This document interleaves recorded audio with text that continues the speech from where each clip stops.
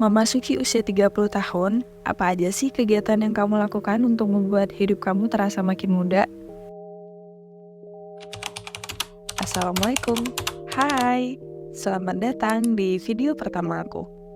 Semakin bertambahnya usia, harapannya adalah makin banyak juga pencapaian yang kita raih dalam hidup. Tapi, kenyataannya tidak selalu begitu. Aku salah satunya. Belum menikah, belum memiliki pekerjaan tetap, ada keinginan lanjut sekolah tapi belum ada kesempatan. Dan nggak punya segudang prestasi tentunya. Ya, namanya juga hidup. Daripada aku sibuk membandingkan hidupku dengan orang lain, aku lebih baik sibuk memperbaiki diriku. Membuat hidupku terasa makin muda dan bahagia tentunya. Jadi, ini adalah 5 hal yang aku lakukan untuk meremajakan usiaku. Yang pertama, belajar agama. Dari pertengahan tahun lalu hingga sekarang, aku mencoba fokus belajar ilmu agama. Hal yang pertama aku dalami adalah tentang sholat. Dan sumber belajarku dari YouTube Ustadz Adi Hidayat. Iya, aku tahu harusnya belajarnya dari akidah dulu kan? Tapi aku malah lompat ke perkara sholat. Namun, bagiku, aku harus menemukan motivasi dulu nih sebelum mempelajari bidang agama yang lain. Dan saat itu motivasiku adalah memperbaiki sholat agar lebih khusyuk.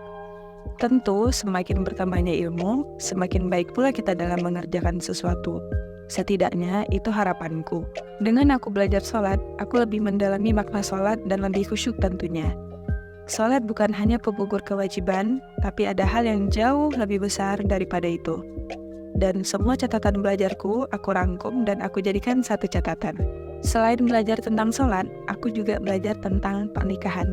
Dan sumber belajarku dari YouTube Ustadz Firanda Andirja dan Ustadz Khalid Basalamah. Dulu, mungkin sampai sekarang sih, aku pernah berada di posisi takut untuk menikah. Kalau ditanya alasan takutnya, ya banyak ya. Tapi semakin aku belajar agama, aku jadi tahu bahwa menikah bukan hanya soal ingin bahagia. Tapi ada yang lebih besar daripada itu. Dan belajar tentang pernikahan adalah salah satu ikhtiarku untuk menghadapi dan menjalaninya nanti. Seperti kataku sebelumnya, semakin berilmu kita menjalani sesuatu, insya Allah akan baik pula hasilnya. Nah, yang sedang aku pelajari sekarang adalah topik tentang pernikahan dari YouTube-nya Ustadz Khalid Basalamah. Serunya adalah belajar kali ini dari buku yang berjudul Mahkota Pengantin. Jadi, aku membaca sekaligus ada penjelasannya dari beliau. Jika ada tambahan, maka aku langsung coret di bukunya. Menikah adalah ibadah terpanjang dan terberat juga. Masa tidak dibekali dengan ilmu sih? Yang kedua, yaitu Quran Journal. Sederhananya, Quran Journal adalah belajar tentang Al-Quran, tapi dibuat dengan metode yang lebih kreatif supaya menarik.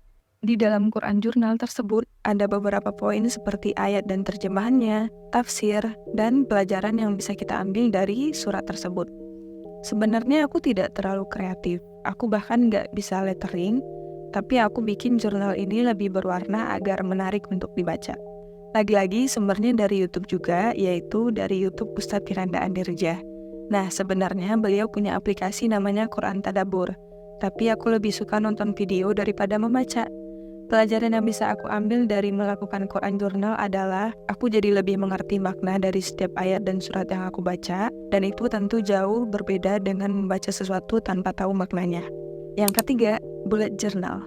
Planning system menggunakan bullet journal ini adalah salah satu hobiku dari dulu sejak aku kuliah. Mungkin kira-kira sudah 8 tahun yang lalu. Tapi bullet journal kali ini berbeda. Tidak hanya untuk planning, tapi aku pergunakan untuk mengenal diriku seutuhnya. Salah satunya melalui month in review ini.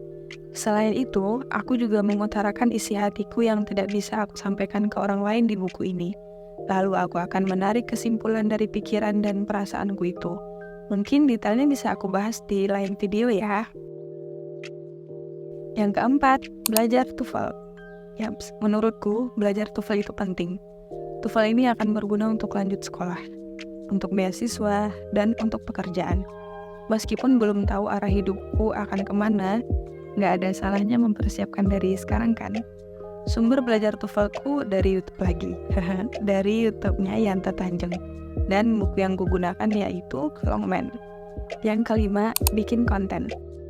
Meskipun ini adalah konten pertamaku di YouTube, Aku sudah bikin konten juga sih di TikTok. Bagiku, bikin konten itu seperti mengasah kreativitas diri. Selain itu, bikin konten juga merupakan salah satu cara aku keluar dari zona amanku. Walaupun sebenarnya kontenku di TikTok juga rekaman ketika aku belajar sih, tapi justru itu yang bikin proses belajar jadi tambah seru. Ilmu dapat, konten pun juga dapat. Namun, kali ini aku ingin juga berkonten di platform YouTube. Apakah aku bisa? Apakah aku akan konsisten? Oleh karena itu, aku pengen menantang diri aku nih untuk membuat video tentang 5 hal yang sudah aku sebutin tadi. Nah, apakah ini akan berhasil? Untuk tahu kelanjutannya, jangan lupa like, komen, dan subscribe channel ini ya. Oh iya, kalau kamu apa nih yang kamu lakukan untuk membuat usiamu terasa makin muda? Share di kolom komentar ya. Bye!